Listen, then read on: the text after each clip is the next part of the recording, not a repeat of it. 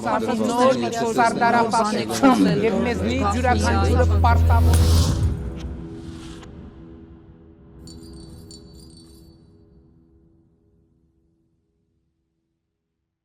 Բարի երեկո, Tribune հարթակի եթերում կարճ միացում հաղորդաշարն է։ Ձեզ ենք ներկայացնում անցնող շաբաթվա ամենաշատ քննարկվող իրադարձությունները։ Գնացինք։ Այսօր մեր հյուրն է սահմանադրագետ Գոհար Մելոյանը։ Ողջույն Գոհար, շնորհակալ եմ մեզ հյուրն կալելու համար։ Շաբաթը թերևս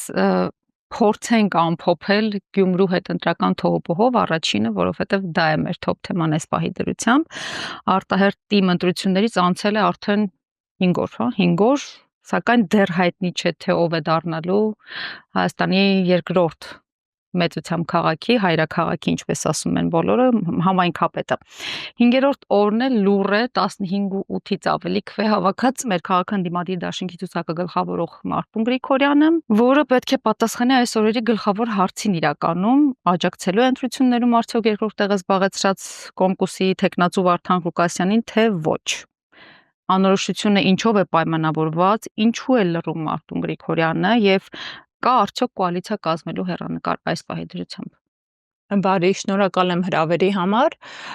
Այո, այնպես ստացվեց, հաշվի առնելով նաև Գյումրու ավականու անդամի ընտրությունների նկատմամբ հանրային բարձր հետաքրքրություն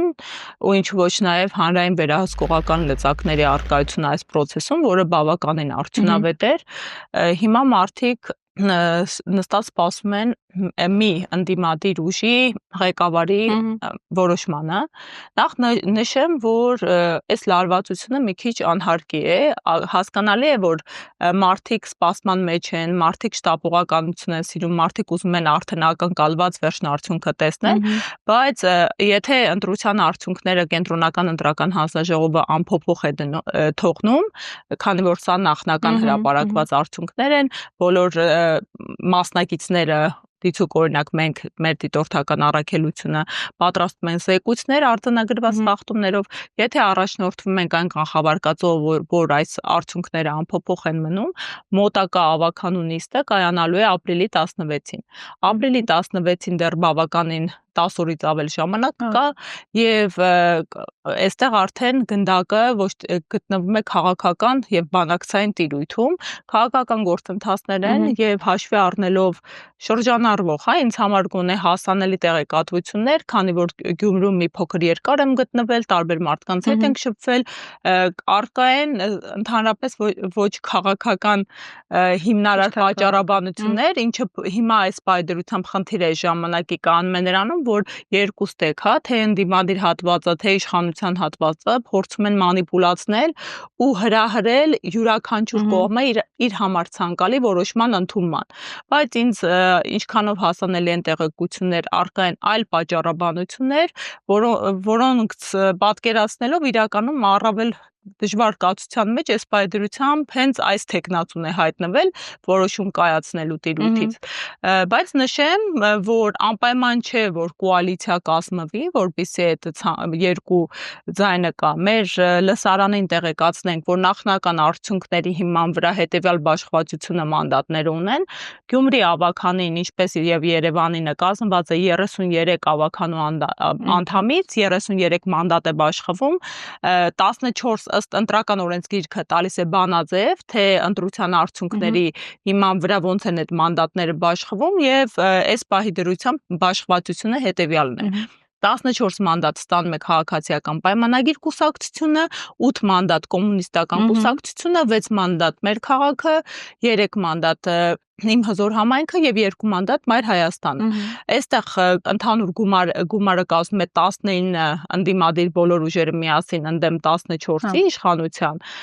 եւ հետեւյալ պատկերն է, ակնհայտ է, որ 3 ուժերը միավորվելուց, իսկ 3 ուժից 3-ն էլ բացի այս ուժի թեկնածուից հայտարարել էին, որ իրենց ձայնը կտան այն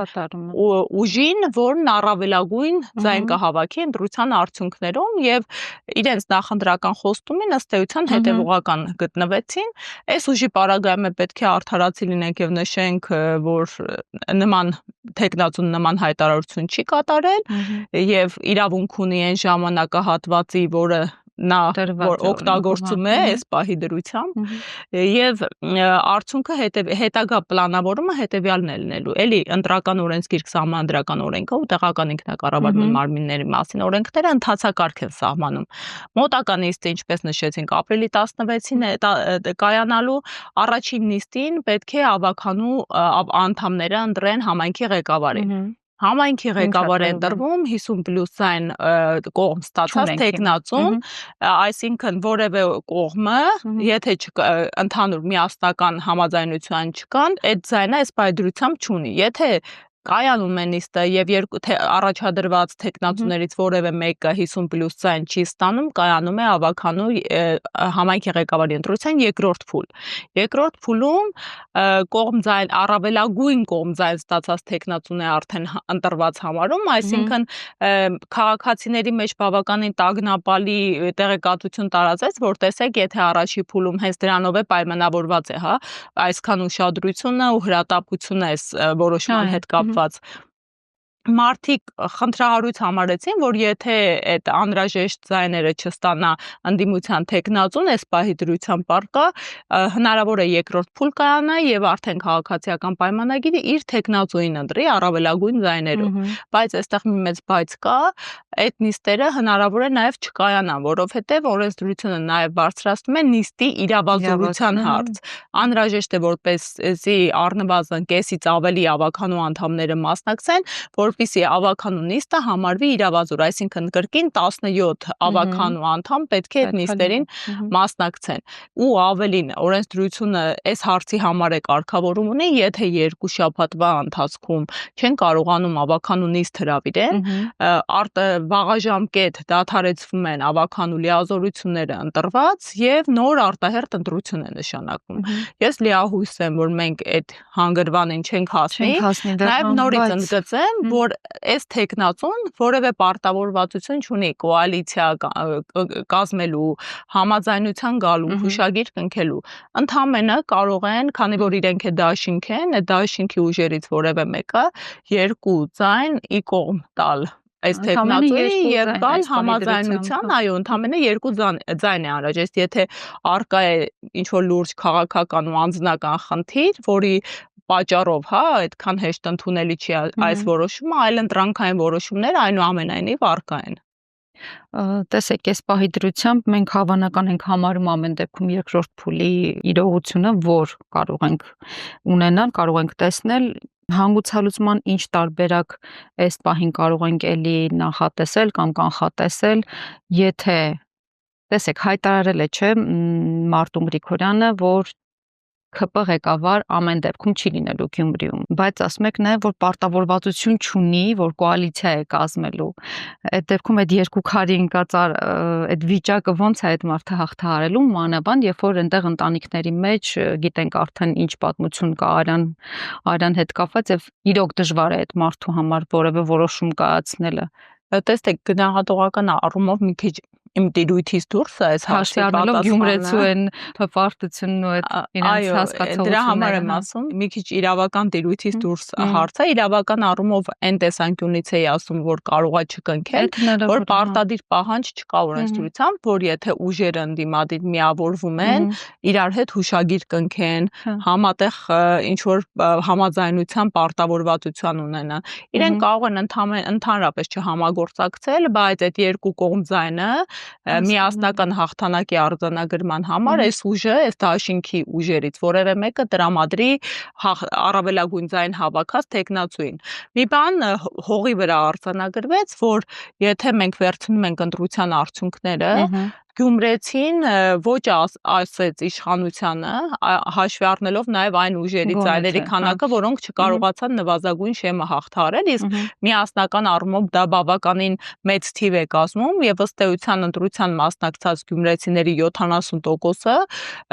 իրենց կամարտահայտությամբ արձանագրեցին, որ իրենք չեն ցանկանում, որպեսզի գործող իշխող ուժը կառավարի իրենց համայնքը։ Հիմա նաև դա լրացուցիչ պարտավորվածություն է ստեղծում եւ ընտրված շեմը հաղթահարած ընդդիմադիր ուժերի համար կյանքի կոչելու, իհարկե, կյանքի կոչելու գյումրեցու քվեն ու պատգամը։ Փարաքարի մասին թերևս շատ քիչ անդրադարձան, ճիշտ այնտեղ ջախջախիչ պարտություն կրեց ԿՊ-ն իրականում եւ ասում են, որ իշխանական վերնախավներում շատ այսպես տխուր վիճակ է այդ առումով, որովհետեւ ու այս ամեն ձևի կարճացում, որպեսզի Գյումրիում պատկեր փոխեն, կարծեմ 3 ես վերահաշվարկի մասին ինֆորմացիա է կարդում եւ այնտեղ ստացվում էր, որ ԿՊ-ն ինչ որ 3 թե 4 ձայն վերահաշվարկի արդյունքում կրկին ստացել էր, ու ինչ որ ընտրատեղամասում դա, չգիտեմ, ինչքանով է դա ազդելու այդ անգամ 3-4 ձայնը քվեաթերթիկը, որ իրենք ավելացրել են օրինակ։ Տեսեք, այս ընտրություններին ես անձամբ մենք Հայաքվեի հետ իմ կազմակերպությունը պարլամենտարիզմի զարգացման միջազգային կենտրոնն է եւ մենք Հայաքվե նախաձեռնության հետ համատեղ ենք դիտորդական առաքելություն արել։ Ես անձամբ Փարաքարի ֆիզիկապես ներկա չեմ գտնվել, բայց գործընկերներիս հետ քննարկել ենք, այնտեղ էլ էական խախտումներ են տեղի ունեցել ու ձեր գործընկերներից լրատվության միջոցների ներկայացուցիչներից մեկը ասում է, բա տեսակ իրենք պնդում են, որ վարչական ռեսուրս այդքանը չէին կիրառել, թե այսպիսի արդյունք չի լինի ու ես գալիս եմ հակադարձելու, որ կարող է որ այդքան այդ աստիճանի վարչական ռեսուրս կիրառած չլինեն, ընդհանրապես շատ ավելի տխուր պատկեր է լիներ իշխանության համար, որովհետև մենք զուտ մանիպուլյացիա չենք անում, հա, մեր խոսքերի ներքո բազմաթիվ փաստեր ու փաստական հանգամանքներ են ընկած։ Հիմա նույնը Փարաքարում ի սկզբանե ակնհայտ էր ու տարածված էր, որ տվյալ թեկնածուն ընդդիմադիր բավականին լայն հանրային աջակցություն է վայելում ու այդ գալիս են նաև վկայակոչելու այդ տոնակատարության այդ օրվա հաղթանակի տեսանյութերը շատ վստահ էր հաղթանակում բավականին հա ինչ ասեմ բոլորի համար դրական էր նայել այդ տեսանյութերը այդ հաղթական արձագանքները ու պետք է մենք արձանագրենք այն հանգամանքը որ անկախ այո մեկ ձայնն էլ ընտրություններում կարող է ճակատագրական նշանակություն ունենալ նույն բանաձևերի մեջ թվերը մուտք անելիս մանդատների բաշխման արդյունքում կարող է հենց այդ մեկ ձայնի պատճառով մի մանդատ ավելանա, մի մանդատ պակասի ու դու տեղամասային կենտրոնում, հա, երբ որ հաշվարկ է գնում, ու օրինակ քվեաթերթիկների վավերականության հարց է բարձրացնում, դու այդտեղ գիտակցում ես, հա, ինչքան կարևոր է, որովհետև դա զուտ թղթի կտոր չէ։ Դա մեկ քաղաքացու կամ ընտրական իրավունք ունեցող անձի ձայնն է, ով իր մասնակցելիությունն է ունեցել ընտրական գործընթացին, իր քաղաքացիական պարտքն է կատարել եւ իր հիմնարար քաղաքական իրավունքն է կյանքի կոչել։ Ու իրապես այդ յուրաքանչյուր քվեաթերթիկը շատ կարևոր նշանակություն ունի երկուստեք, հա, թե քաղաքացու իրավունքի իրացման տեսանկյունից եւ թե ընտրության արդյունքի վրա հաշվարկների ժամանակ։ Եկեք անդրադառնանք մի այլ խնդրի, որը բառացիորեն 3 է տեղի ունեցել մեր տիրույթում ու երկու տարբեր են, բայց միգուցե մենք գտնենք նաև զուգահեռները նմանության։ Նախ ժողովուրդ օրաթերթին էլ մեջ բերեն, որ գրում է արդարադատության նախարար Սրփուհի Գալյանը նոր պատերազմ է հայտարարել քրեական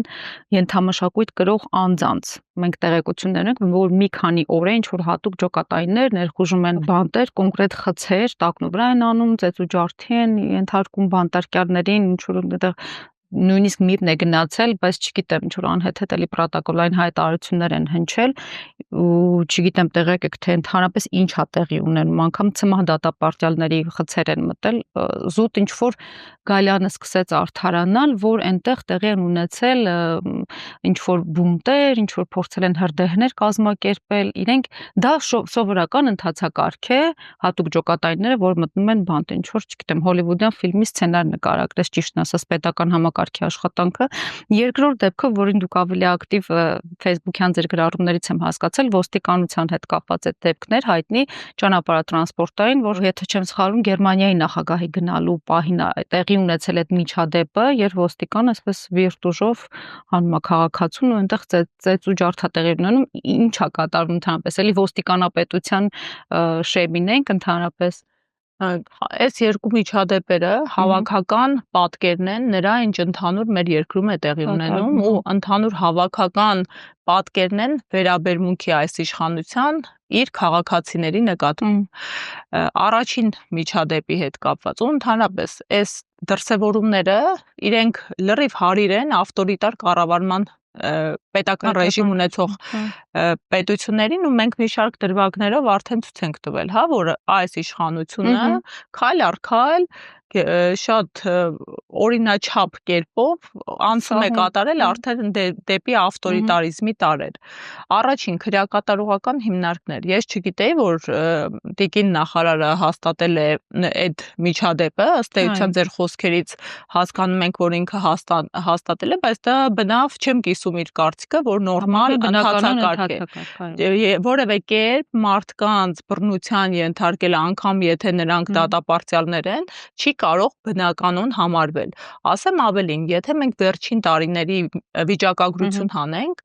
հանրության ուշադրությունից դուրս է մնացել, բայց բազմաթիվ դատապարտյալներ մահացել են քաղաքական ակցիայի արդյունքում, երբ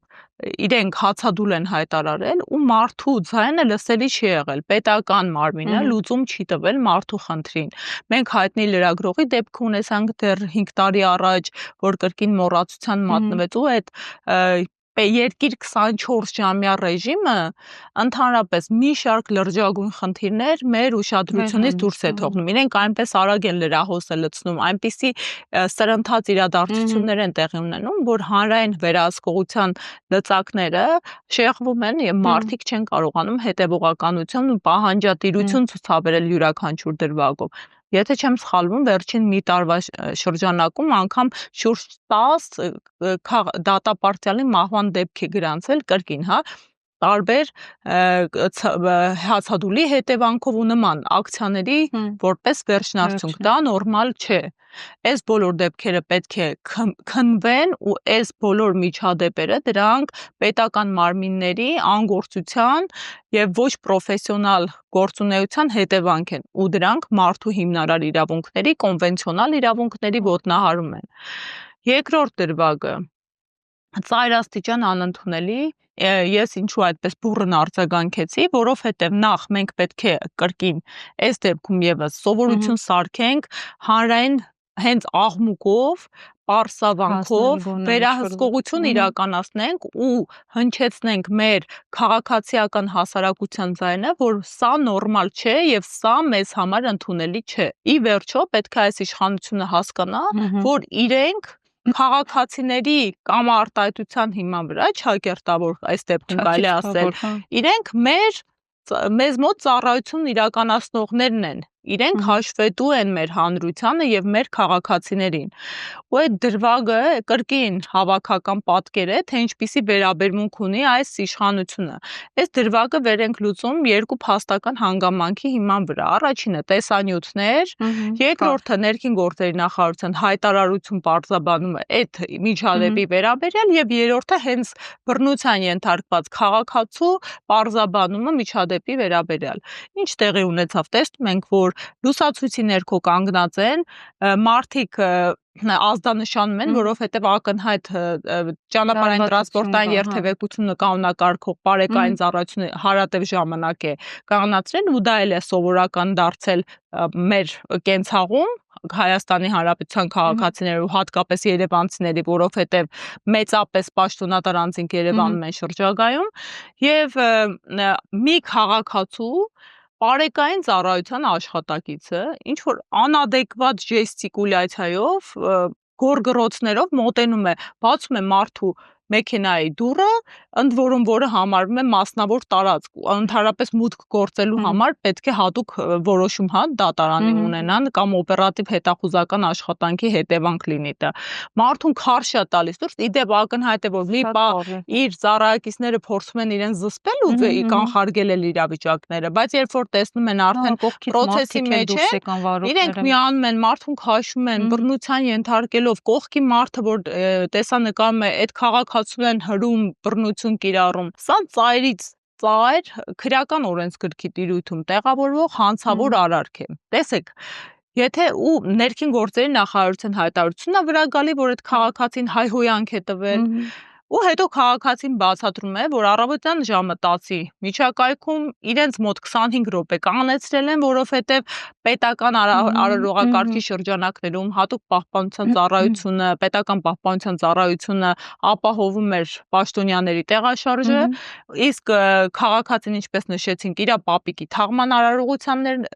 շտապում ու քաղաքացին էլ նշում է, որ ինքը հայհոյանք չի հնչեցրել։ Հիմա ընդհանուր իրավական գնահատականը, եթե անգամ քաղաքացին հայհոյանք հնչեցրած լիներ, այս պարեկը թաղային ուժան չէ, պարեկը ոստիկանության ծառայակից է, ինքը կաշկանդված է իր համազգեստով եւ իր պարտականություններով։ Հենց պարեկային ծառայությունը շատ հաճախ այն ծառայության տեսակն են, ովքեր հասարակական կարգի նման խախտումները, երբ մարդիկ միմյանց հետ վեճ է ծագում, ծեծկռթուք է տեղի ունենում, պարտավոր են վերահսկեն ու կանխարգել են։ Ինքը չի կարող անգամ հայհոյանքին անհամաչափ ուժով արձագանքել, որովհետև գոյություն ունի ոստիկանության մասին օրենք, ոստիկանության ծառայության մասին օրենք, այս օրենքները կարգ են սահմանում։ Կարգը հետևյալն է, եթե մարդը նման վարքագիծ է դրսևորում, պարտավոր է մարդուն մոտենալ, տեղեկացնել իր կողմից թույլ տված իրավախախտման մասին, տրամադրել ողջամիտ ժամանակ այդ իրավախախտումը վերացնելու մասին, եթե չի վերացնում, նոր համաչափ ուժ կիրառել։ Մարդու նկատմամբ ֆիզիկական ուժի կիրառումը դա ծայրահեղ միջոցառում է ոստիկանության ու իրավապահ մարմնի կողմից։ Ու գիտեք ինչն է խնդիրը, որ անհրաժեշտ է այսքան բարձրաձայնել, որովհետև բազմաթիվ դեպքեր են եղել, որոնք չեն տեսանկարահանվել ու քաղաքացիները ծուղակում են հայտնվել։ Նույնը իմ հրապարակման ներքույն քաղաքացիներ գրեցին ու ներկայացրեցին հենց լիովին նույնաբնույթ դեպքեր, երբ զուտ ազդանշանի պատճառով քաղաքացուն ծեծելով բերման են ենթարկել, երբ քաղաքացին արդեն իրենք սթափվել են, պահանջել է փաստաբան, հասկացել են իրենց կողմից թույլ տված իրավախախտումների շրջանակը զուտ վարչական մի հատ տուգանք են մարդուն ենթարկել ու ճանապարհել են։ Նկարային դա նախորոք ու քաղաքացին կրկին իրազեկվածության բացի պատճառով չի ուզում իր գլխացավանքի տակ մնա, որովհետև սրանք բոլորը քրեական հանցագործություններ են եւ քաղաքացիները եթե հետեւողականություն դրսևորեն, պետք է հասնեին այդ ծառայությունն իրականացնողների լիազորությունների ընդհուպ միջև դադարեցմանը, ոչ միայն ծառայողական քննությանը, ինչ որ հետևանքով, այլև լիազորությունների դադարեցմանը եւ քրեական պատասխանատվությանը։ Սա ծայրահեղ անթույլատրելի է։ Ես կրկին կոչով եմ հանդես գալի, պնդմամբ եմ հանդես գալիս, որ մենք Հայաստանի Հանրապետության քաղաքացիներս ու Հայաստանի Հանրապետությունում մշտական բնակություն ունեցող անձինք պետք է բարձրացնենք մեր քաղաքացիական գիտակցության աստիճանը, պետք է մենք ի վերջո կայանանք որպես քաղաքացիական հասարակություն եւ պետք է այդ ուղերձը հղենք դեպի իշխանության, որ մենք չենք հանդուրժելու նման վերաբերմունքը մեր նկատմամբ։ Չի կարող այն էլ եվրոպական չափանիշներով վերապատրաստված պարեկը ծեծի ենթարկել այդպիսի անադեկվատ վարքագծով քաղաքացուն։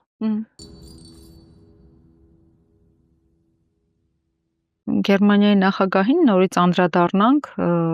իրոք զավեշտալի է, որ մենք ձգտում ենք Եվրամիություն, բայց շատ բազմաթիվ չափորոշիչների ընդհանրապես չենք համապատասխանում։ Արցախի դրոշի հետ կապված սկանդալին եմ ուզում անդրադառնանք, լսած կլինեք, Գերմանիայի նախագահը աշխատակազմներ Instagram-ում դրել էր, տեղադրել էր Արցախի դրոշով գրառում, խոսել էր Լեռնային Ղարաբաղի մասին, անվանել էր դա Ադրբեջանի տարածք, ամբողջականությունը, քանի որ Հայաստանից գնալու էր միանգամից արդեն Ադրբեջան։ Այստեղ պաշտոնական Ադրբեջանը այնտեղ միանգամից Գերմանիայի դեսպանին կանչել էր արդեն բողոքի նոտայով, անմիջապես գրառումը հեռացրել էին, ներողություն էին խնդրել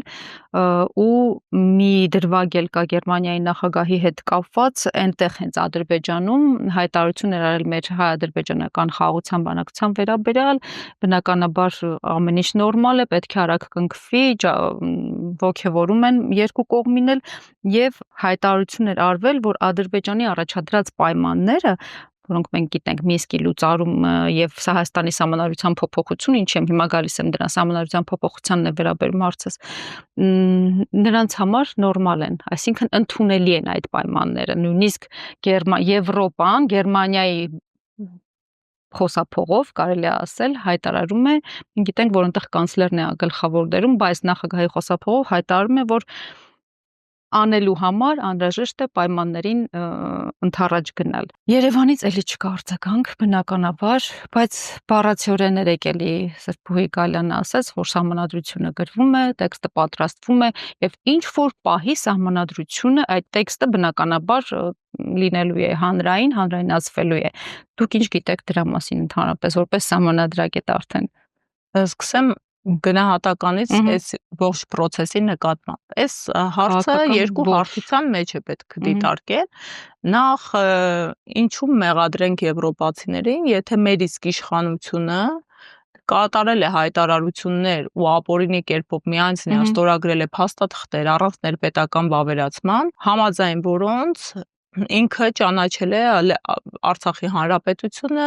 Ադրբեջանի տարածքային ամբողջականության մաս, ասեմ ավելին, ոչ միայն Արցախի հանրապետությունը, այլև այսպես կոչվող անկլավները, որոնք իրավական առումով Հայաստանի Հանրապետության մաս են ի հեճուկս իրենց մանիպուլատիվ հայտարարությունների։ Սա մեկ։ Երկրորդը, արդեն մենք սովորենք, որ ու ընդունել ենք այն հանգամանքը, որ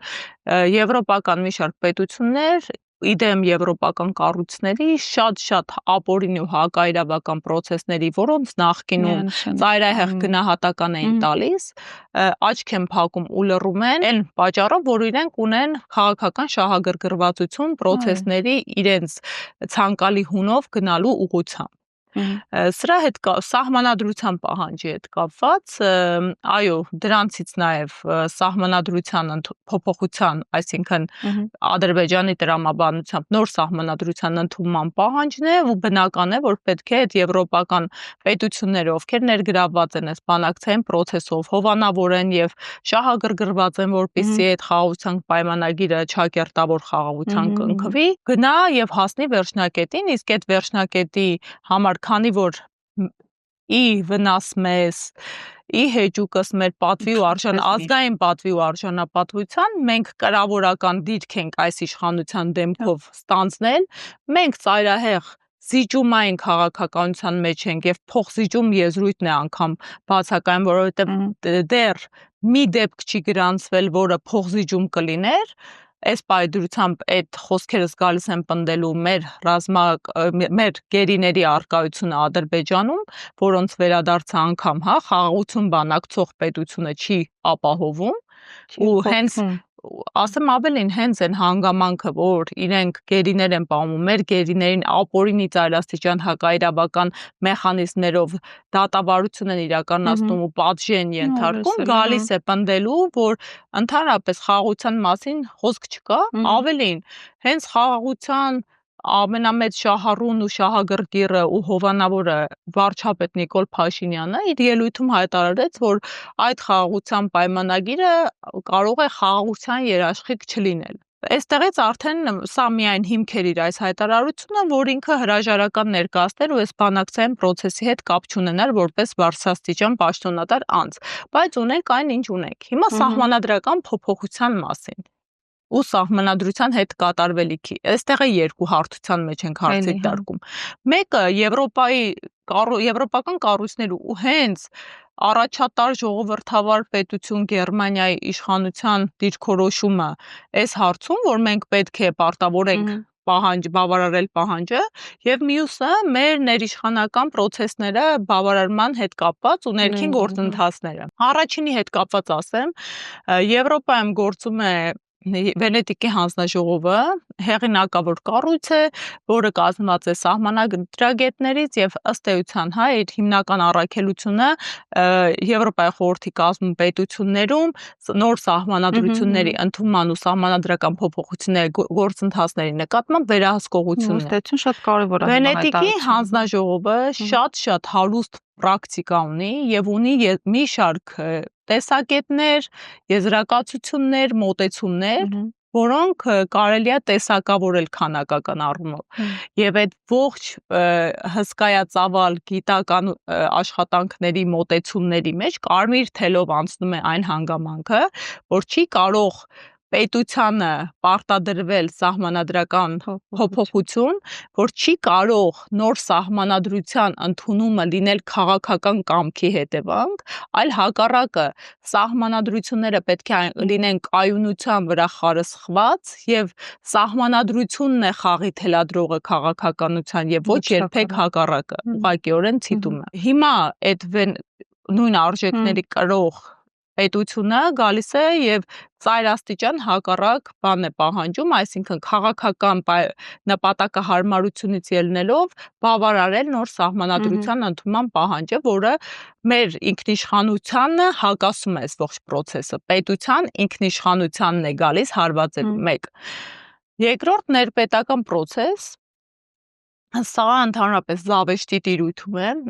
մի հատ հետհայացք 18 թվին հեղափոխություն եղավ, 18 թվից այս նախկին վառնդի մադիրները, ովքեր այսօր իշխանության են, իրենք այո, որևէ մեկը չի հերքում, ունեցել են իրենց օրակարգում սահմանադրական փոփոխությունների հարց։ Մինչ օրս անցել է 6 տարի։ Ձևավորվել է արդեն 2 սահմանադրական բարեփոխումների հանձնաժողով եւ խորհուրդ։ Դրանցից մեկը կազմալուծվեց հետպատերազմյան շրջանում իրավաբան գիտնականների դրա կազմից ելնելու հիմքով, երկրորդը ձևավորվեց, գոյություն ունի վարչապետի որոշում, որով ժամկետներ են սահմանված սահմանադրության հայեցակարգի ընդունման, սահմանության տեքստի նախագծի ընդունման, այդ ժամկետները խախտվել են, որովհետև պետքա մինչ 24 թվի վերջ երկուսն էլ հրապարակված լինեն, խախտած մի տարի մնացին, անցյալ տարի Նիկոլ Փաշինյանը մեկնարկեց նոր սահմանադրության ընդունման գաղափարը, որը անմիջապես հաջորդեց Ադրբեջանի նախագահի հրապարակային պահանջին, միայն նախորդ տարի Ադրբեջանի նախագահը, ես իմ գործընկերոջը ադրբեջանակետ խնդրել եմ տվյալներ է հանեմ մոնիտորինգի, 30 անգամից ավել, միայն նախագահը, չեմ խոսում այլ պաշտոնատար անձանց մասին, խոսել է Հայաստանում սահմանության փոփոխման պահանջի մասին։ Եվ դրան զուգահեռ անցյալ տարի այդ որոշման մեջ փոփոխություն կատարվեց վարչապետի, իրենք նոր ժամկետներ սահմանվեցին 2026 թվականի մինչև, եթե չեմ սխալվում, հունիս հայեցակարգի տեքստի մշակում եւ մինչև տարվա վերջ արդեն սահմանադրության տեքստի մշակում եւ նոր սահմանադրության ընդունման մասին։ Ընդգծենք, ինչ տարբերություն նոր սահմանադրություն ու սահմանադրական փոփոխություն։ Տարբերությունը էական է, եթե իրենք նոր սահմանադրական փոփոխության պարագայում կարող են նոր խմբագրությամբ շարադրել ու գրեթե ամբողջությամբ տեքստը փոխել, նոր սահմանադրության տեխնիկական ձևափոխումը գալիս է ասելու, որ իրենք խնդիր ունեն փոփոխության կատարելու մեր սահմանադրության նախաբանը, ինչը եւ կանխատեսվում է եւ ինչը նաեւ նույն արտահայտության նախարարը չհերքեց ի պատասխան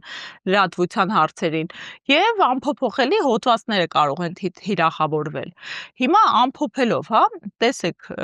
այն նախկին վառնդի մադիրները, ովքեր այդքան պիտակավորում են նախորդ 13-ից 15 թվականին գործող սահմանադրական բարեփոխումների հանձնաժողովի աշխատանքները։ Ես ներքին խոհանոցին ծանոթ եմ, որովհետև ինքս եղել եմ այդ հանձնաժողովի քարտուղարության ներկայացուցիչը, ըստ էության ամբողջ փաստաթղթաշրջանառությունը ես եմ կազմակերպել։ Ու իդեպ Վենետիկի հանձնաժողովը արձանագրել էր, որ այդ հանձնաժողովը ոչ այնքան բաց է աշխատել։ Այս ժողովրդավարության բաստիոն իշխանությունը երբևիցե նախորդ որևէ հանձնաժողով սահմանադրական փոփոխության եւ որևէ կառույց այսքան փակ, այսքան գաղտնի չի աշխատել, ինչպես այս հանձնաժողովը։ Ասեմ ավելին, իրենք իրենց խորհրդի աշխատանքային գործունեության սկզբունք հրապարակայնությունն ու հանրային հաշվետվողականությունն են հռչակել եւ մինչ օրս, չեմ ասում 5, չեմ ասում 10 անգամ մեկ նյութական նորմ մեզ չեն տրամադրել հանրությանը, որը իրենք պատրաստում են փոփոխել։ Նիկոլ Փաշինյանը հայտարարեց նախորդ տարի, որ իրենք կառավարման ձևը չեն փոփոխելու, որովհետև ու արդեն այդքան քննադատված խորհրդարանական կառավարման ձևը իրենց համար ընդունելի է։ Այս դեպքում հարցադրում է գալիս, ինչու նոր սահմանադրություն։ Սա նոր սահմանադրություն պետությունները ընդունում են, անգամ կան պետություններ, գիտեք, որ նոր սահմանադրություն ընդունումը հիմք է, որպեսզի պետական մարմինը, օրինակ ազգային ժողովը ցրվի։ այսինքն այդ այնքան անհրաժեշտ պետք է լինի, որ այդ գործող իշխանությունը պատրաստ լինի հրաժարվելու իր իշխանությունից, որպեսզի նոր սահմանադրություն ընդունի։ Հիմա որն է պատճառը նոր սահմանադրության, եթե դու անգամ կամախքային փոփոխություն չես պատրաստվում անես, չես ներկայացրել հանրությանը ինչ որ իշխանությունների զսպման հակակշռման, լիազորությունների գործառույթների բաշխման անհրաժեշտություն, որը որակապես դրական կլինի, որևէ գլխի հետ կապված էական նոր ինստիտուտի ինտեգրում եւ այլն չես ներկայացրել եւ ավելին անգամ մեկ դրույթ չես ներկայացրել, որը պատրաստում ես փոխել 6 տարի խոսող եւ գործող հանձնաժողովների պայմաններում եւ օրակարգի պայմաններում այսպիսի գաղտնիություն հանրությունից մեկուսացվածություն որևէ կառույց երբևիցե մեր պետությունում չի ունեցել եւ սա եւս մեր խնդիրն է ես ինչ տեսեք ասում եք դուք ինչից եք տեղյակ ես որպես սահմանադրագետ որպես հասարակական կազմակերպության իրավաբանական գրասենյակի համահիմնադիր ով հետաքրքրված է այս գործընթացով որովհետև հասկանում եմ դրա լրջության աստիճանը մեր պետության տեսանկյունից ճակատագրական լինելու առումով որևէ մեկ դրույթի վերաբերյալ չունեմ իրազեկվածություն որովհետև ինձ թույլ չեն տվել հա չեն ներկայացրել ու ի հեճուկս անգամ Վենետիկի հանձնաժողովի գնահատականի անգամ վառը նախկին ընդդիմադիրների գնահատականների նախկին հանձնաժողովը ուներ կրկին օրակարգը ո՞րն է ձեզ ներկայացնում երբ համեմատում ես համեմատության մեջ է հա ճշմարտությունը ծնվում այդ մարդիկ յուրաքանչյուր շաբաթ իրենց հանդիպման վերաբերյալ տալիս են մամուլի հաղորդագրություն հայեցակարգը անմիջապես հրապարակվել մինչ հայեցակարգի հրապարակումը տալիս են հայեցակարգային դրույթների վերաբերյալ իրենց պատկերացումները հանրությանը հայեցակարգը անմիջապես նույն օրը երբ պատրաստ է եղել հրապարակել են հայեցակարգի հրապարակելուց հետո մարզային այցեր են կատարել բոլոր մարզերում քննարկել են այդ հայեցակարգերը ցանկացած քաղաքացի ով լուրջ առաջարկներ է ներկայացրած եղել անկախ դրանց հա լրջության աստիճանից ով բովանդակային առաջարկ այսպես ասեմ ներկայացրած է եղել հրավիրել են հանձնաժողովի նիստ քննարկել են այդ քաղաքացու հետ այդ առաջարկները ու քաղաքում շարունակվել են թե քաղաքական ուժերի հետ թե զանգվածային լրատվության միջոցների հետ թե հասարակական սեկտորի հետ քննարկումները հայեցակարգի եւ այնուհետեւ նախագծի տեքստի վերաբերյալ եւ այս աշխատանքը անվանել են որոշակիորեն ոչ այդքան հասանելի ու թափանցիկ որովհետեւ այն ժամանակվա գործիչները ընդդիմադիր այդպես են մատուցել տեղեկատվությունը ու այսօրվա աշխատանքին չկա գնահատական սա կրկին ընդգծում եմ լիովին հակասում է Վենետիկի հանձնաժողովի կողմից նախագծած ձևաչափը սա հակասում է կոնվենցիոնալ դրույթներ նույն հանրային մասնակցելիության սա լիովին հա հրապարակայնության հանրային վերահսկողության հանրային հաշվետվողականության մի խոսքով ժողովրդավարության հենասյուն այն բոլոր ինստիտուտները հերհուրում եւ ական է ընդ բոլոր ժողովրդավարության իմ կողմից թվարկված ինստիտուտներ Շնորհակալ եմ շատ նմանապես համար